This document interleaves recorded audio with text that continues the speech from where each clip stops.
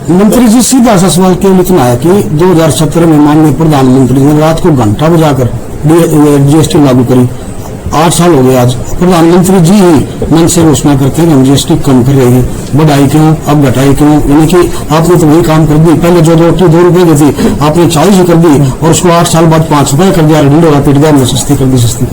यही बात जो मेरे माननीय साथी, घोषणा तो हो गई है, ये धरातल पर कब तक लागू हो जाएगा? आप जीएसटी को लेकर के, नेक्स्ट जेन रिफॉर्म्स को लेकर के बहुत बड़ी बड़ी बातें कर रहे हैं। मंत्री जी, आप देश की सुरक्षा की बात करते हो, हरियाणा का हर जवान बिना युद्ध के शहीद हो रहा है। इन लोग के राष्ट्रीय अध्यक्ष अभय सिंह चौटाला का सीधा कहना है कि जो तंबाकू पे जीएसटी बढ़ाया है। मंत्री जी, पेट्रोल, डीजल और गैस के दामों में जीएसटी कब कम होगा? हाँ, हरियाणा में कैबिनेट मंत्री है, क्या सरकार ऐसा कोई निर्णय ले सकती है? ईद के सामान्य हॉस्पिटल में 14 करोड़ रुपए की लागत से पुरानी बिल्डिंग पे लिपापोती की जा रही है और शहर के लोग विरोध कर रहे हैं। उजाना गांव के लोग आपको जमीनी मांग को लेकर मिले थे, आप भी उनके वहां पे गए थे, नरवाना में वो बैठे थे धरने पे, और आज तक वो लोग धरने पर ही बैठे हैं। चर्चा प्रदेश में कि कृष्ण पवार को प्रदेश अध्यक्ष बनाया जा रहा है, आपकी मुलाकात भी केंद्रीय नेताओं से हुई है, इस चर्चा में भी। राम राम जी, आप सबको मेरा नमस्कार। मैं आपका साथी दलेर सिंह, पत्रकार। अभी आपने सुनी सवालों की यह बौछार पत्रकारों द्वारा मंगलवार को जींद के लोक निर्माण विश्राम गृह में आयोजित प्रेस वार्ता में हरियाणा के पंचायत एवं विकास मंत्री कृष्ण पवार पर की जा रही है। दरअसल केंद्र सरकार द्वारा जीएसटी की दरों में हाल ही में की गई कटौती को लेकर त्योहारों के सीजन में भाजपा सरकार के कथित बचत उत्सव की जानकारी देने के लिए कैबिनेट मंत्री कृष्ण पवार आज जींद पहुंचे थे। उन्होंने अपनी तरफ से इस मामले की पूरी जानकारी भी प्रेस वार्ता में दी और उसके बाद पत्रकारों द्वारा किए गए ताबड़तोड़ सवालों के जवाब भी दिए। पत्रकारों ने अपने सवालों के माध्यम से कैबिनेट मंत्री को पूरी तरह से घेरने का प्रयास किया। बिना समय गंवाए सीधा देखिए कैबिनेट मंत्री कृष्ण पवार की लाइव प्रेस वार्ता। पत्रकार सहाकार साथियों, सबसे पहले आज के नवरात्रा के दूसरे दिन मैं आप सबको मुबारकबाद देता हूं और माता रानी से प्रार्थना करता हूं कि आपका उत्तर प्रदेश और आपका परिवार, आप सब मंगलमय हो। साथियों, जीएसटी बचत उत्सव की बात को बढ़ाया जाएगा और आप अपनी मनचाही चीजें ज्यादा आसानी से खरीद पाएंगे। इस बचत उत्सव से देश को गरीब, मध्यम वर्ग के युवा, किसान, महिलाएं, दुकानदार, व्यापारी सभी को इसका लाभ मिलेगा। तो प्रदेश को इस बचत उत्सव की शुभकामनाएं देता हूं। जीएसटी सुधार कारोबार को एक आसान व निवेश और आकर्षक बनाएंगे। जब साल 2017 में हमारे देश में जीएसटी सुधारों की ओर कदम बढ़ाया तो एक नया इतिहास रचने की शुरुआत हुई थी। दशकों तक जनता अलग अलग से टैक्स के जाल में उलझी हुई थी। हमारे देश के दर्जनों टैक्स थे। इनसे देशवासियों को और कंपनियों को कई परेशानियां होती थी। माननीय प्रधानमंत्री नरेंद्र मोदी जी के कुशल नेतृत्व में केंद्र और राज्य के प्रयासों से परिणाम था कि देश दर्जनों करों को जाल से मुक्त हुआ। एक कर राष्ट्र, एक कर का सपना साकार हुआ। जब देश की जरूरतें बदलती थी तो जीएसटी अलग पीढ़ी सुधार भी उतने ही महत्वपूर्ण हो जाते। इसलिए नए जीएसटी सुधार लागू किए जा रहे हैं। आप सब जानते हैं कि जीएसटी की परिषद की जो 56 जो बैठक 3 सितंबर 2025 को हुई थी, इसमें नागरिकों के ऊपर बोझ कम करने, व्यवसायों की मदद करने और व्यापारियों की अर्थव्यवस्था को मजबूत करने के लिए कई महत्वपूर्ण निर्णय लिए गए। हम इन सब सुधारों को तहे दिल से स्वागत और समर्थन करते हैं। जीएसटी में सुधार की घोषणा माननीय प्रधानमंत्री नरेंद्र मोदी ने 15 अगस्त 2025 को लाल किले से की थी। 1 महीने के भीतर यह घोषणा पूरी हो चुकी है। इससे पता चलता है कि मोदी जी की गारंटी एक अवश्य पूरी होती है। ये सुधार आत्मनिर्भर भारत, आत्मनिर्भर हरियाणा बनने में मील का पत्थर साबित होंगे। यही नहीं, माननीय प्रधानमंत्री जी ने जो स्वदेशी का आह्वान किया है, आत्मनिर्भर भारत की परिकल्पना की है और अभी अपने जापान यात्रा के दौरान make in India for the world का विजन जो रखा है उसे साकार करने में भी सुधार महत्वपूर्ण साबित होंगे। इससे रोजमर्रा इस्तेमाल उपभोक्ता सामान सस्ते होंगे। इसके माध्यम की वर्ग की बचत बढ़ेगी। आगामी त्योहारों के सीजन में खरीदारी से बाजार को बड़ा लाभ होगा। मैं जीएसटी के परिषद द्वारा लिए गए कुछ प्रमुख निर्णयों का जिक्र करता हूं। दरों की वर्गीकरण में सुधार किया गया है। इस वर्गीकरण में संबंधी विवाद कम होंगे। मुकदमेबाजी बाजार की करदाताओं को भी लाभ होगा। नागरिकों की सामान्य रूप से उपयोग आने वाली वस्तुओं पर जीएसटी की दरों को कम कर दिया गया है और कुछ ऐसे बिल्कुल समाप्त कर दिया गया है। लोगों पर टैक्स का बोझ कम होने के लिए एसएस को भी खत्म कर दिया गया है। पंजीकरण प्रक्रिया को सरल बनाया गया है, जिससे कम जोखिम वाले आवेदकों के लिए 3 दिन के भीतर संचालित पंजीकरण हो सकेगा। सिस्टम विश्लेषण के आधार पर एक निश्चित समय में सीमाओं के भीतर प्रोविजनल रिफंड करना भी संभव हो पाएगा।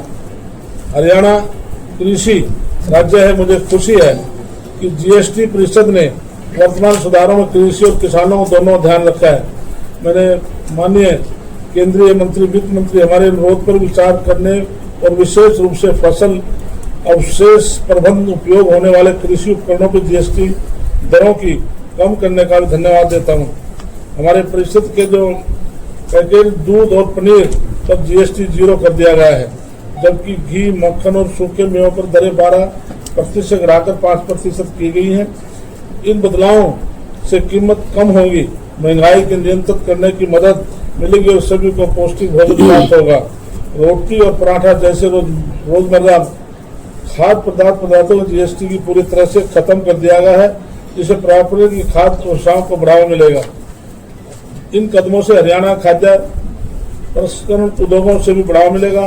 किसानों को अपनी फसलों का मूल्यवर्धन करने की मदद मिलेगी। ग्रामीण क्षेत्रों में रोजगार के अवसर पैदा होंगे। जीएसटी परिषद की सिंचाई, जुताई मशीनरी जैसे कृषि उपकरणों पर जीएसटी 12% से घटा करके 5% करने का निर्णय भी एक स्वागत योग्य कदम है। इससे किसानों के लिए कृषि उपकरणों को लागत कम होगी।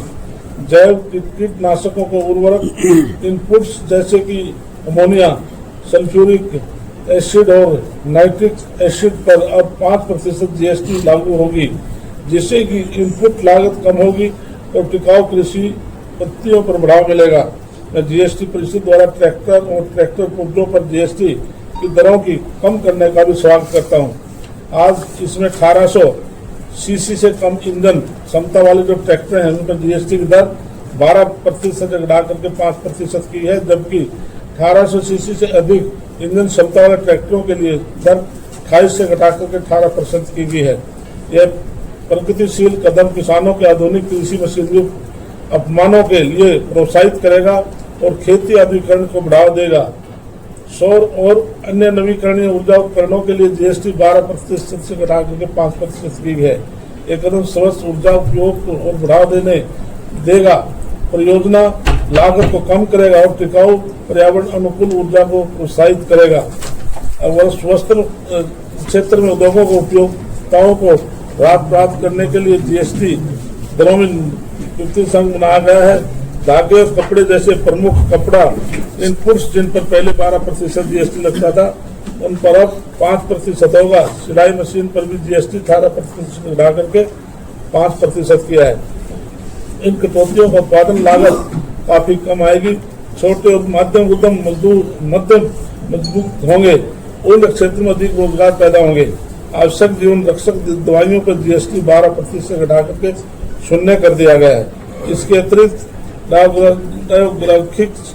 जैसे ग्लूकोमीटर और रिजेंट पर भी जीएसटी 5% कर दिया गया। उपायों और इलाज की लागत में उल्लेखनीय कमी आएगी। विशेष से देखभाल आवश्यकताओं वाले रोगियों को सीधी राहत मिलेगी। जीवन में स्वास्थ्य बीमा जीएसटी 18% से घटा करके 0 कर दिया गया है। इससे प्रीमियम की लागत कम होगी। परिवारों को अधिक वित्तीय सुरक्षा और अधिक किफायती उपचार भी मिलेगी, पहुंच भी मिलेगी। छोटी कारों को पेट्रोल के लिए 12 सीसी तक, डीजल के लिए 1500 सीसी तक इंजन क्षमता वाली कारों के जीएसटी 28% से घटाकर 18% कर दी गई है और यही 18% से घटाकर 350 वर्ग तक इंजन क्षमता वाले मोटरसाइकिलों पर भी लागू होगी। हालांकि लग्जरी एसयूवी और बड़ी कारों का जीएसटी बढ़ाकर 40% कर दिया गया, लेकिन इन कारों का सेसेस हटाने के लिए पहले ही तुलना पर बड़ा बोझ कम हो गया है। इन बदलावों के माध्यम से वर्ग के छोटी किफायती हो जाएगी और ऑटोमोबाइल क्षेत्र में मांग बढ़ने की उम्मीद है। सीमेंट जैसी जीएसटी 28% से बढ़ाकर के हमने 18% कर दी गई है, जिसके निर्माण लागत कम होगी। हरियाणा में इंफ्रास्ट्रक्चर का विकास और मकान बनाना आसान हो जाएगा। उच्च अहितकारी वस्तुओं की दरों में भी युति संघ बनाया गया है। तंबाकू उत्पादों, पान मसाला, सिगरेट और जीएसटी 40% तक बढ़ाने का निर्णय लिया है। इस उपाय के उद्देश्य से हानिकारक उत्पादों को खपत को ऐतिहासिक करने के लिए सार्वजनिक कल्याण के लिए राजस्व उत्पन्न करना भी है। जीएसटी हमारी प्रणाली को सरल पारदर्शी बना दिया है। इन राज्यों में बीच व्यापार आने वाली बाधाओं को दूर किया है और एक राष्ट्र एक कर एक बाजार की परिकल्पना को साकार किया है। वर्ष 2017 में जीएसटी ढांचे को सरल और तर्कसंगत बनाने के लिए लगातार प्रयास किए गए हैं। इसके लिए हरियाणा कर आधार पर विस्तार हुआ है, जैसे जीएसटी संग्रह वृद्धि हुई है। हरियाणा का सुदक जीएसटी संग्रह 2018-19 में 18,910 करोड़ रुपए से बढ़कर 2024-25 में 39,743 करोड़ हो गया है। यह 110% की वृद्धि करता है। अपनी अपेक्षाकृत छोटी आबादी आकार के बावजूद हरियाणा एक अग्रणीय संग्रह करने वाले राज्यों के रूप में उभरा है। वर्ष 2024-25 में कुल सकल जीएसटी संग्रह देश के प्रमुख राज्यों में 5वें स्थान पर रहा। वास्तव में वित्त 2025-26 में हरियाणा जीएसटी संग्रह 20% से प्रभावशाली दर से बढ़ रहा है। मैं पुराने प्रधानमंत्री और वित्त मंत्री और जीएसटी परिषद के सभी सदस्यों का आभार व्यक्त करता हूँ और दूरदर्शी और जनहितकारी सोच, परिवर्तनकारी, कल्याणकारी निर्णयों का संभव बनाया। मैं धन्यवाद करता हूँ। जय हिंद। आज भाजपा सरकार उत्सव की तरह मना रही है, वो 11 साल तक पब्लिक क्या आप देश को आप भी एक पत्रकार, वरिष्ठ पत्रकार सम्मान करता हूँ, क्या देश का कोई नागरिक ये चाहेगा कि हम 11वें स्थान पे शोध में पाए, 18वें पाए? क्या कितनी बड़ी उपलब्धि, हम 11वें स्थान पे 4थे स्थान पे हैं। मंत्री जी, सीधा सा सवाल केवल इतना है कि 2017 में माननीय प्रधानमंत्री ने रात को घंटा बजाकर जीएसटी लागू करी। 8 साल हो गए आज। प्रधानमंत्री जी ही मन से घोषणा करते हैं कि हम जीएसटी कम कर रहे हैं, बढ़ाई क्यों, अब घटाई क्यों? यानी कि आपने तो वही काम कर दी। पहले जो 2 रुपए की थी आपने 40 ही कर दी और उसको 8 साल बाद 5 रुपए कर दिया, ढिंडोरा पीट दिया, हमने सस्ती कर दी। यही बात जो मेरे माननीय साथी की वही बात है, लगभग जाती वही बात है। जब मैं कह रहा हूँ कि 2014 से पहले देश किस स्थान पर था, आज हम 4थे स्थान पर आर्थिक तौर पर आए हैं। वो प्रधानमंत्री की सोच है, उनका विजन था कि हिंदुस्तान को हमने 3रे स्थान पर हम लेके आना है। तभी उस टाइम जीएसटी बढ़ा था, लेकिन आज कितनी बड़ी राहत दी है आपने। विशेष तौर से मध्य वर्ग का जो गरीब व्यक्ति है उसको सबसे बड़ी राहत मिली है। किसान को कितनी बड़ी राहत मिली है। जो लग्जरी गाड़ियां हैं तो उनको तो मान लें तो पैसे वाले व्यक्ति 40% को सहन कर लेंगे, लेकिन आज किसान है उसको आज घटा करके कितना कम उसको किया है। घोषणा तो हो गई है, ये धरातल पर कब तक लागू हो जाएगा? अभी तक 22 तारीख से लागू हो गया। चलो मंत्री जी, मेरा एक सवाल है। आप जीएसटी को लेकर के, नेक्स्ट जेन रिफॉर्म्स को लेकर के बहुत बड़ी बड़ी बातें कर रहे हैं, लेकिन पूरे देश में, पूरी स्टेट्स में पिछले 10 साल में 3.5 गुना कर्ज बढ़ गया है, जिसको लेकर के कैग ने बड़ी चिंता व्यक्त की है। और जब आप जीएसटी करा रहे हैं तो इसका मतलब आपके पास पैसा है, तो वो स्टेट को क्यों नहीं जा रहा है? इसलिए चाहे केंद्र सरकार है, चाहे प्रदेश सरकार है, गवर्नमेंट लोन लेती है। लोन लेकर के आप उसका कैग की रिपोर्ट में तो यही देखेंगे जितना लोन केंद्र सरकार ने, प्रदेश सरकार ने लिया, क्या उसको रिवर्स कितना किया है? नहीं किया ना। कितना ब्याज दिया? नहीं सर, 3.5 गुना कर्ज बढ़ गया है। नहीं, इसमें हर आपकी रिपोर्ट में मिलेगा कि प्रदेश सरकार ने इतना लोन लिया, इतना हमने अदायगी करने के बावजूद बढ़ रहा है वो 3.5 गुना हो गया सर। उसमें मूल और ब्याज दोनों की आपको रिपोर्ट मिलेगी। हाँ, तो मंत्री वो जी- 3.5 गुना बढ़ गया सर। मैं मंत्री ये जी, कह रहा हूं। कांग्रेस कहते हैं कि भाजपा की बिहार में जमीन खिसक चुकी है। उसी संदर्भ को, उसी चीज को देखते हुए जीएसटी का जो ये शिगुफा है, ये कांग्रेस पार्टी का दोस्तों कोई जनाधार नहीं है। राहुल गांधी ये तीसरा उनका स्टेप है। सबसे जो पार्लियामेंट के चुनाव से पहले उन्होंने कहा था और पूरे देश में संविधान की कॉपी लेकर दौरा किया था कि यदि देश में बीजेपी की 400 सीट आई तो संविधान समाप्त हो जाएगा, आरक्षण समाप्त हो जाएगा। उसमें फेल हुए और इस बात का आपका मित्र, आपका भाई गवाह है। जब मैं राज्यसभा में था तो प्रधानमंत्री ने राज्यसभा में एक चिट्ठी पढ़ी थी, आप गूगल पर चेक कर लेना, 27 जून 1961 की।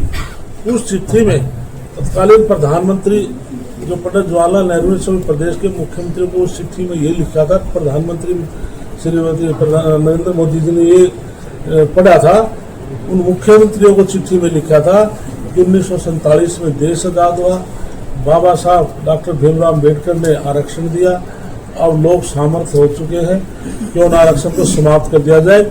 लेकिन कांग्रेस के लोगों ने उसका एडिट करके चलाया कि नरेंद्र मोदी जी आरक्षण को समाप्त करना चाहते हैं। उसके बाद उन्होंने वोट चोरी का करने का आरोप लगा। तो साथियों, आप 2019 की बात लेंगे तो देश में कांग्रेस पार्टी की 52 सीट आई थी, लेकिन आज 2024 में इनकी 99 सीट आई है। जहां तो इसलिए वोट चोरी होती तो 52 से 99 सीट नहीं आती। इसलिए समय समय पर ये इस प्रकार की बात करते हैं। और अब तीसरी बात छेड़ी कि मैं बहुत जल्दी हाइड्रोजन बम में फोड़ने वाला हूँ, तो पूछने वाला हो 17 तारीख से पहले 16 तारीख को देश के प्रधानमंत्री नरेंद्र मोदी जी ने जब देश को संबोधित किया था तो प्रधानमंत्री के आज बाइट में देखें, प्रधानमंत्री ने कहा था कि हिंदुस्तान आज सुरक्षा दृष्टि से इतना ताकतवर देश हो चुका है, कोई दुश्मन देश वो परमाणु बम का भी हमारे ऊपर प्रयोग करेगा तो हम तब भी डरने वाले हैं।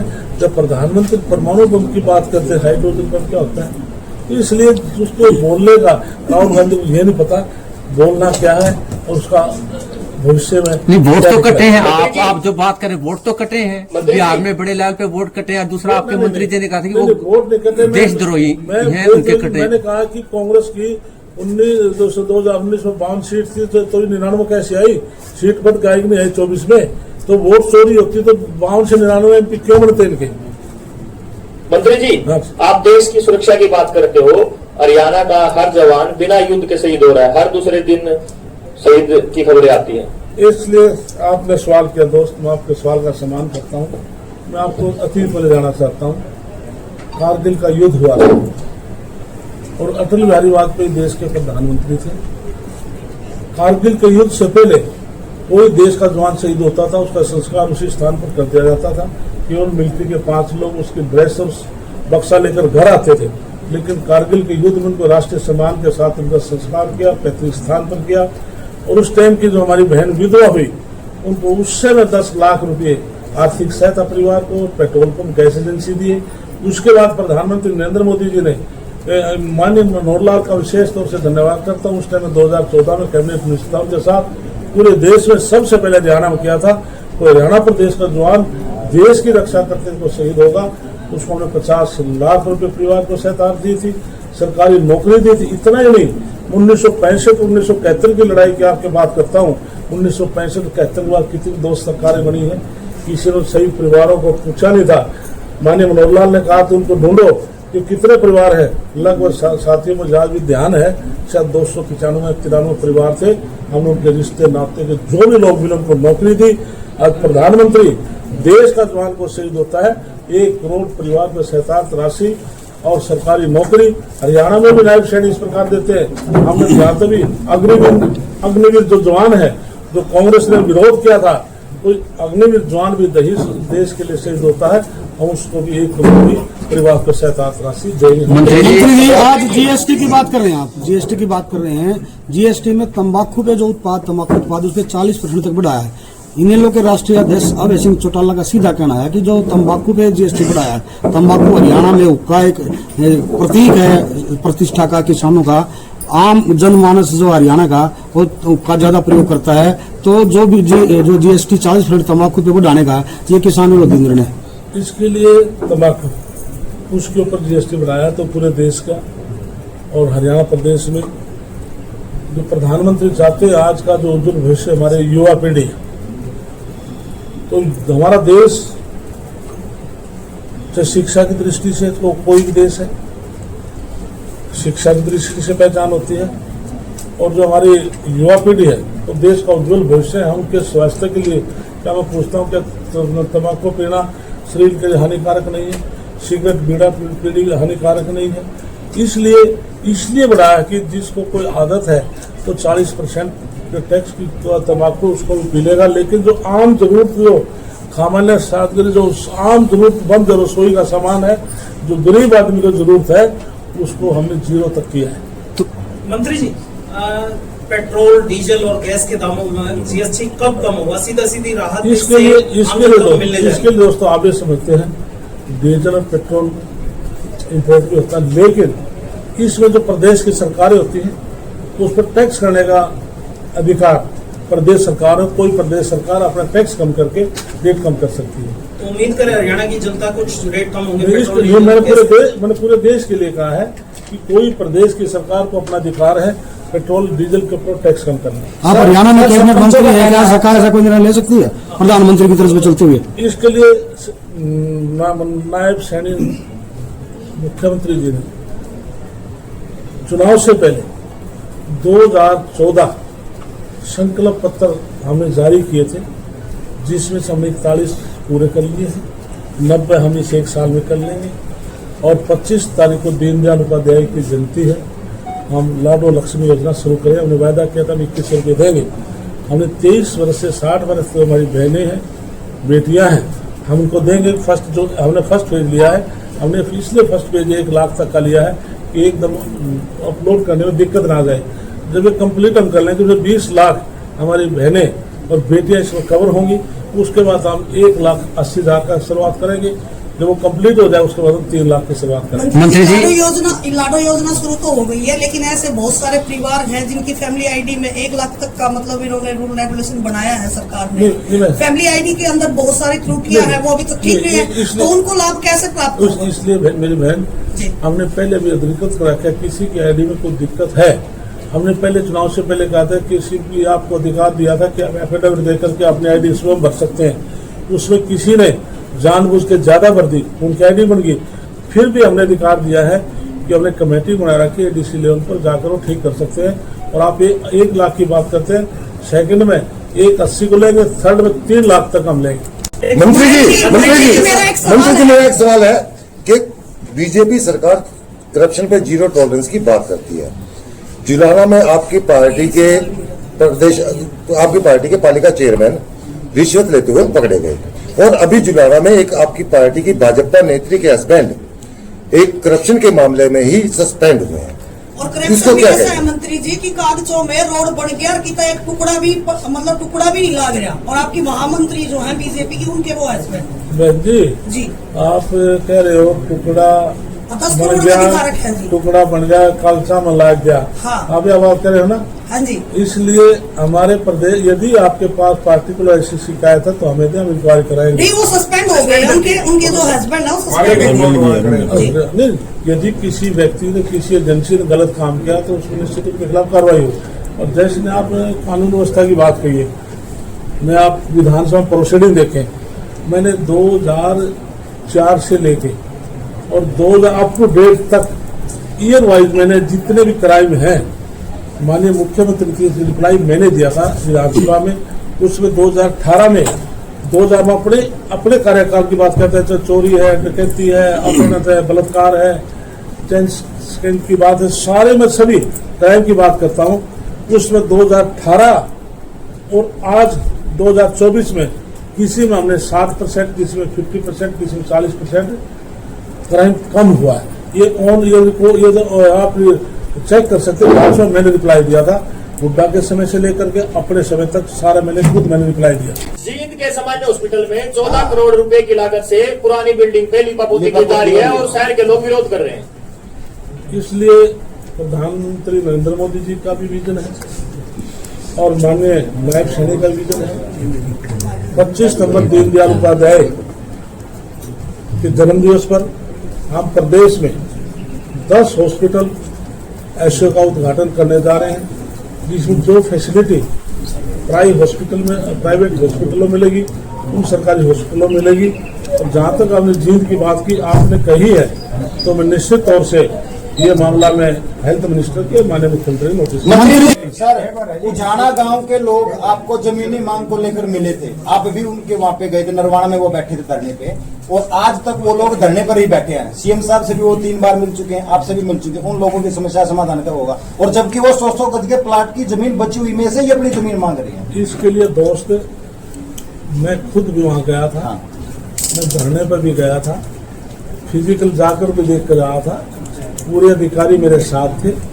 पहली बात तो जहां पर वो हमारी रूरल डिस्पेंसरी जो बनी है वो जमीन ग्राम पंचायत की नहीं है, वो राजस्व विभाग की जमीन है।